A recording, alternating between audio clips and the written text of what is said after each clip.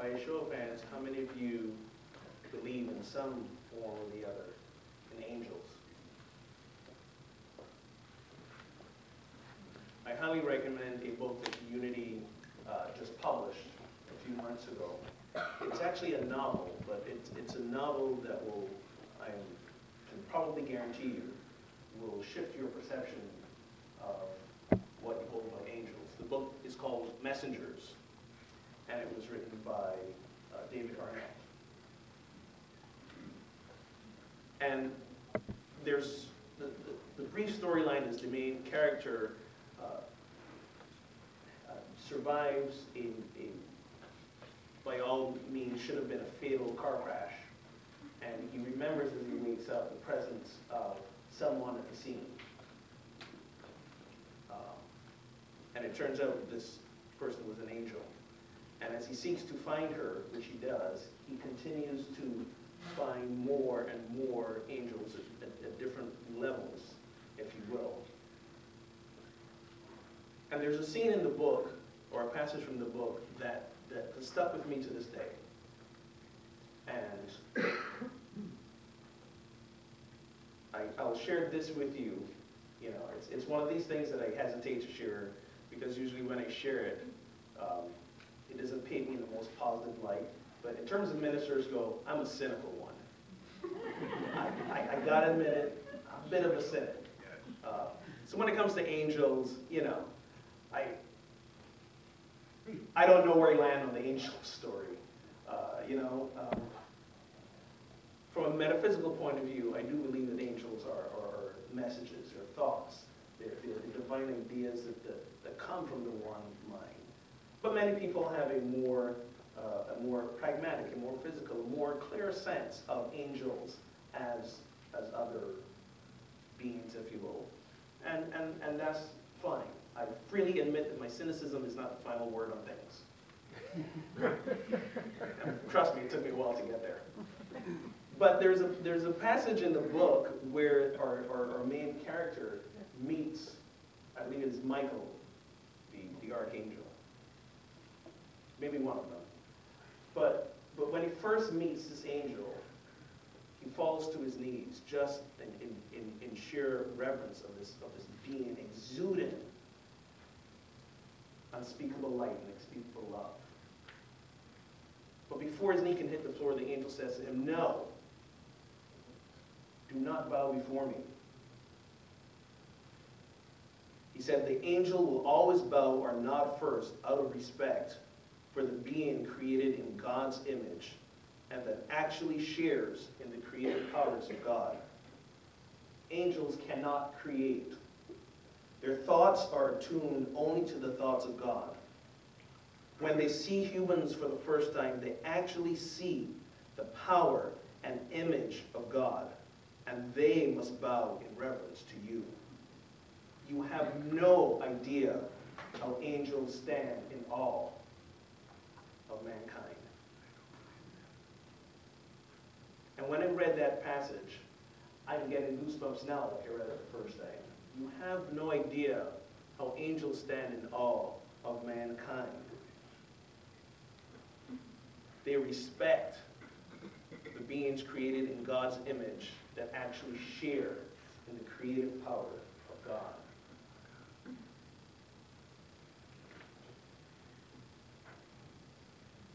I'll speak for myself when I say that the hurdle, spiritual hurdle, if you will, that I'm still overcoming, that I'm still embracing fully, that I'm still seeking to make a part of my being, that I don't have to think about it, is just that I share in the creative power of that which we call God. It seems an almost overwhelming thought. Almost overwhelming thought when we think about it. That the very energy, the very principle, the very thing that underlies all creation, that I share that ability as well. Take that in for a moment. That each of you share that power, that magnificence, that responsibility. creative power of God.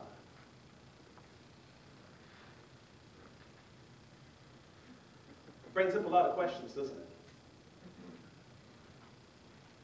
But in spite of the questions, the answer remains the same. The solution to the questions remains the same. We are imbued with the very creative power of that which we call God. So what are we going to do with it? So as I struggled with that answer, as I spent some time in the silence with that question, what came to me was this. My ability to create starts with an intention. Because I can create consciously or I can create unconsciously. Either way, I'm creating. And when I look back on my life, and the times of my life, short it has been, that were really, really messy, is because I was created unconsciously. When I look back at my life, and the parts of my life that now are just humming in perfect harmonic resonance of love, those were the times I was created consciously. And I didn't know it then, but I know it now. Those times of conscious creation began with an intention. So my talk today is called Prosperity Intention. Because I believe that for us to live a life of prosperity, of abundance, of total fulfillment, it begins with an intention. And intentions are funny things. I know you've heard much about intention before. I know Reverend Dana had shared a series on it sometime in the past. And I've always envisioned intentions as something I did or I said. I had my intention statement and I repeated it as a mantra and I'll see what happens. But I got a deeper understanding about intentions. Intentions are not just something we do. Intentions are something we are. And there's a slight difference. There's a slight differentiation, but a massive one. We not only do intention, we are intention. The intention doesn't just come from an intellectual understanding and an intellectual delivery of a statement. The intention is the entire beingness of who we are. When we become an intention, we become like this creation catalyst, if you will.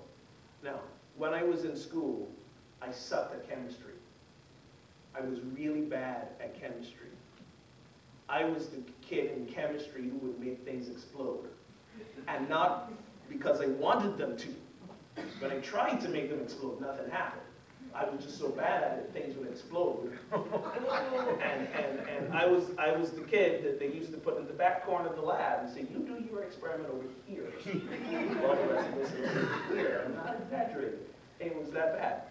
But a couple of terms that I still hold, one of my favorites is catalyst.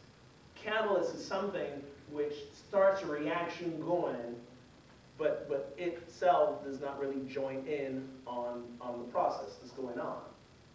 So the catalyst kind of starts it. So you have these two ingredients, these two chemicals, these two things, you're just sitting there not interacting, and you insert the catalyst, boom, off they go. Being an intention is being a catalyst for creation. When we become an intention, when we set an intention, when we live it from the very fibers of our being, we set the universe into creation. The big cogwheels of the universe start turning and things start happening. We are creation catalysts. Now, one would argue that part of the problem is there are about 7 billion of us walking around setting things into motion. And we got a lot of creations bumping into each other, overlapping each other, you know. That's subject to debate. But the point is this. The universe responds to us when we live our intention. We get hung up on things like the timing of it. Well, come on, I've been creating for about 4 years now. Where is this thing already? You know. I have a saying I love to share. There is no time in God. There is no time in God. It doesn't work when I show up late to things. You know, when my wife says, you should have been home for dinner an hour ago. There's no time in God. Don't tell me that. It doesn't work then. But in the big grand scheme of things, there is no time in God. Another story that comes from that book, The Messengers, that I really love that illustrated this was the main character again struggling to understand the concept of everything existing at once. And that concept of there's no time in God, and the angel says to him, and I was really, you know, very rarely do I get envious of things. Very rarely do I hear a beautiful song and go, I wish I had written that. I got a few of those. And when I read this passage, I thought, my God, why didn't I think of that? That's genius. I wish I thought of that. But the idea of understanding how everything exists at once, he says, think of a sheet of music. Think of a sheet of music. I'm going to borrow one here. Think of a sheet of music. All the notes for this song exist at the same time. The entire song is done. It's here. Every single note that makes the sound happen is created and exists at the same time. But we will really only understand it as we play note by note. And I thought, genius! Wish I thought of that. And I'm a musician, which really added to the frustration. But when you think about it, it all exists. It all exists. All we need to do as creation catalysts is to live the intention and set it into motion. So how do we do that? How do we get to that place of living and being the intention? I have 3 steps for it.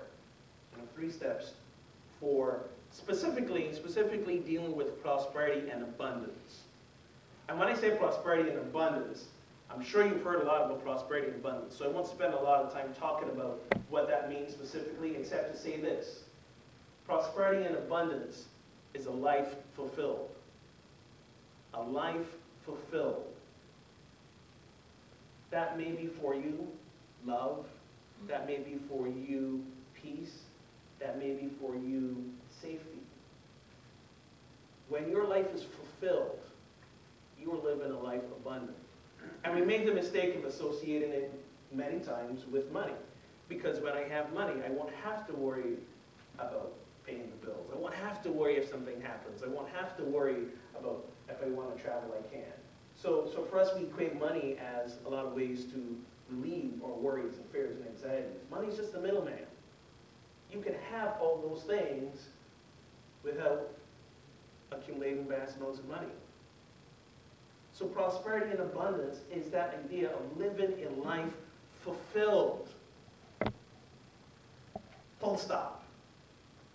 Regardless, there's nothing after that. It doesn't matter if you've got $10 in your bank account or $10 billion in your bank account. It doesn't matter if you live a life of solitude or you live a life with 20 family members around you. A life fulfilled, period. That's abundance. That's prosperity.